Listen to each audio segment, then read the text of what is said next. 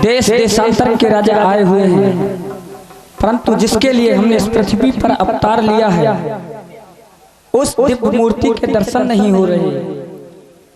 चल करके उन्हें यहाँ आने के लिए प्रेरित करना चाहिए।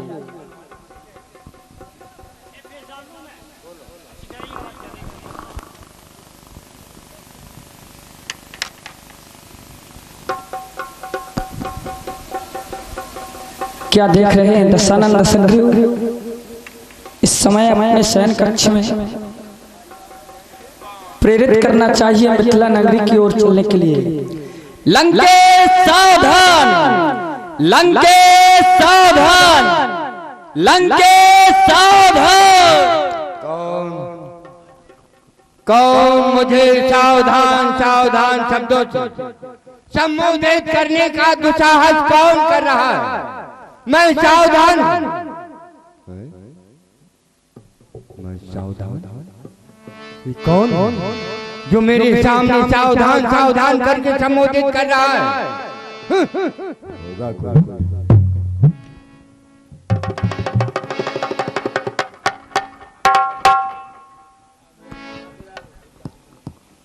क्या देख रहे हैं दशानंद संग्रह?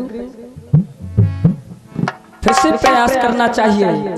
लंकेश सावधान, लंकेश सावधान, लंकेश सावधान। वही सावधान सावधान। अरे मैं सावधान हूँ, मैं सावधान हूँ अपनी विशाल राक्षसी सेना पर। मैं सावधान हूँ अपनी 20 भुजाओं पर। सावधान सावधान शब्दों से संबोधित करने का दुस्साहस कौन कर रहा है? जो रहा था दशानंद संगता से पर्यंता में आया है कोई, कहता है जगाएगी। उठो उठो उठो लंका देश। मुझे सावधान सावधान शब्दों से कौन पुकार रहा है?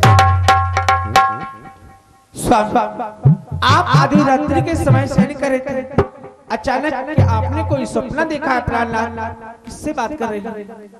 प्रिय मंदोदरी, कहिए प्राणनाथ। हाँ, इस समय में बड़ा अनोखा ही स्वप्न देख रहा था। आखिर में कौन सा सपना है? प्रिय, जिस सपने को मैंने देखा मैं तुम्हें अवगत कराता हूँ कि मैंने कौन सा सपने देखा। कितना मनहर, कितना सुंदर था ये स्वप्न, परम पुनीता। हर सिद्ध होकर नृपति जनक ने रचो स्वयंवर। विश्व छत्रपति कत्रित हैं जिनमें रघुकुल रामा। निश्चय कुल तारन तरन प्रगटे नृप दशरथ की धामा। धनुष तोड़ ब्याह है तो पुत्री करी है जनक जमाई। हरि इच्छा है प्रबल प्रिय घर बैठे मुक्ति आई। ब्रह्मा को शक्ति समेत निमंत्रण दे कर मिथिला में जाऊं। खुल गए हैं भाग मेरे 10 कंदर के किम गाऊं। आज आप कह रहे हैं कि मम पुत्री सीता का स्वयंवर हो रहा है प्राणनाथ, लेकिन मुझे तो ज्ञात भी नहीं है कि आखिर हमारी कोई पुत्री है। सीता हमारी पुत्री कैसे हुई प्राणनाथ? सत्य कहा प्रिय।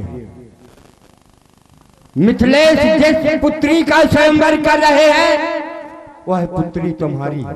आखिर कैसे प्राणनाथ? मैं तुम्हें अवगत कराता हूँ, ध्यान से सुनना कि तुम्हारी सीता पुत्री कैसे हुई। आज जिसका स्वयंवर सुनिए, एक समय में ऋषियों से कर के रूप में रुधिर दिया करता था। रुधिर मैंने एक घट में बंद कर दिया। ऋषियों का खून था उस समय। इतना करके मैं तपस्या को जाने लगा। तुमने पूछा कि हे स्वामी इस घट में क्या है? तो मैंने तुम्हें कहा कि सुनो प्रिय मंदोदरी, इस घट में विष जहर है। जो कोई इसको पान कर लेगा वह तुरंत खत्म हो जाएगा। इतना कह करके मैं तपस्या को चला गया। मुझे तपस्या करते करते कई वर्ष व्यतीत हो गए। तुमने एक दिन सोचा कि यह कौन सा कारण है जो हमारे पति तपस्या से अभी तक वापस लौटे नहीं, उसी समय तुमने क्रोध में आकर के उस रक्त को पान कर लिया। जिस समय से तुमने उस रक्त को पान किया, उसी समय से तुम गर्भवती हो गई। अपने को देखा गर्भवती, अति चित्त मलिन हुई। तुमने यह भी सोचा कि यदि ऐसी अवस्था में हमारे स्वामी हमारे पास आएंगे और मेरी कोख में गर्भ देखेंगे तो मुझे जीवित नहीं छोड़ेंगे। उसी समय तुमने मेरे पुष्पक विमान पर बैठ करके उस घट को रख करके राजा विदेह की राज में जाकर के गर्भ और घट को गाड़ दिया। जिस समय से तुमने वहां उस घट को गाड़ दिया, उसी समय से वहां अकाल सूखा पड़ गया।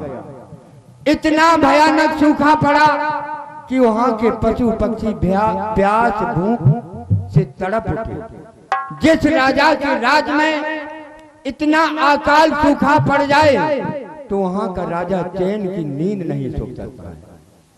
राजा विदेह ने बड़े बड़े विद्वान जन ब्राह्मणों को एकत्रित किया और उनसे कहा कि विद्वान जनों ये बतलाओ कि हमारे राज्य में ऐसा सूखा पड़ा तो क्यों पड़ा। तो उन विद्वानों ने अपने वेदों के अनुसार महाराज विदेह को बतलाया कि राजन, एक सोने का हल बनवा करके तुम स्वयं राजा रानी इस पुनीत भूमि में चलाओ तो हो सकता है पानी बरसे। जिस समय राजा विदेह ने और उनकी रानी ने उस हल को चलाया तो ज्यों ही हल जमीन में चला, उस हल की नौका में वह घट टकरा गया। सी लगते सीता प्रकट हुई, वाल्मीकि हैं लेखक इसके। विदेह राज ने जैसे ही घट की तरफ देखा तो आकाश मार्ग से भयानक पानी बरसा, वहां का सूखा हट गया। आज उसी पुत्री का स्वयंवर हो रहा है और मैं वहां अवश्य जाऊंगा। आज आपने माँ की ममता को जागृत करा ही दिया है कि हमारी कोई पुत्री है। आखिर संसार की वही कौन सी माँ अभागन होगी जिसकी पुत्री का स्वयंवर हो रहा हो, अपने हाथों से पीले हाथ ना कर सके। प्राणनाथ, मैं भी तुम्हारे साथ जनकपुर चलना चाहती हूँ और पुत्री के दर्शन करना चाहती हूँ। प्रिय, तुमने सत्य कहा। ऐसी कौन सी माँ होगी कि जिसकी पुत्री का स्वयंवर हो रहा है और वह माँ अपनी पुत्री के अपने हाथों से पीले हाथ न करे। मैं तुम्हारे हृदय के विचारों को समझ गया हूँ। तुम्हारी पैया परू बारंबार कहीं प्राणनाथ, और तुम्हारी पैया परू, अरे तुमसे विनती करूं तुम्हारी पैया परू, अरे तुमसे विनती करूं, मती जई हो अकेली छोड़ के, मती जई हो अकेली छोड़ के।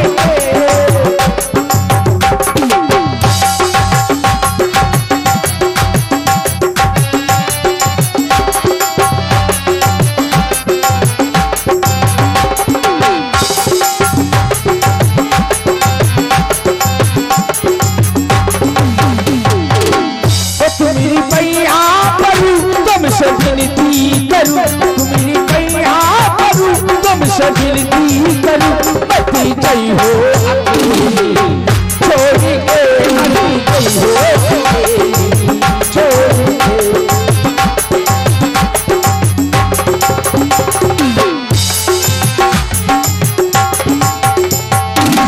जनकपुर जाए के धन्य रहूंगी, जनकपुर जाए के मैं भी तुम्हारे साथ जनकपुर चलूंगी।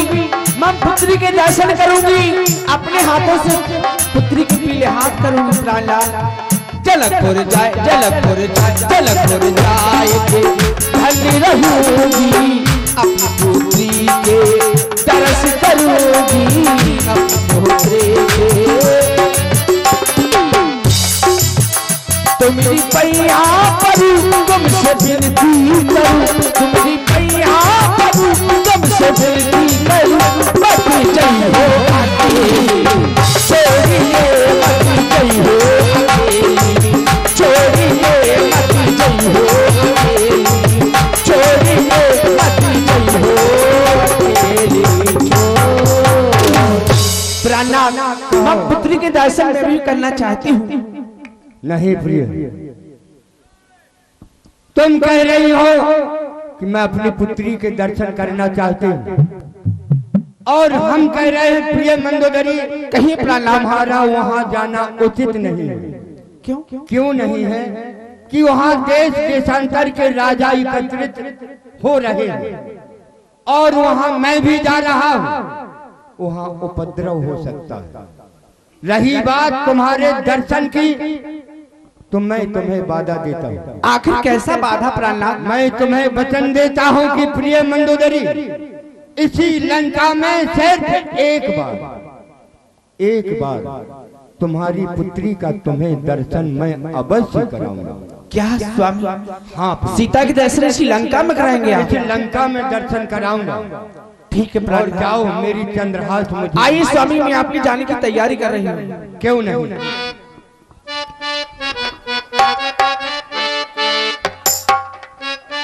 और तुम्ही मेरे मंदिर, तुम्ही मेरी पूजा, तुम्ही देवता हो, तुम्ही देवता हो।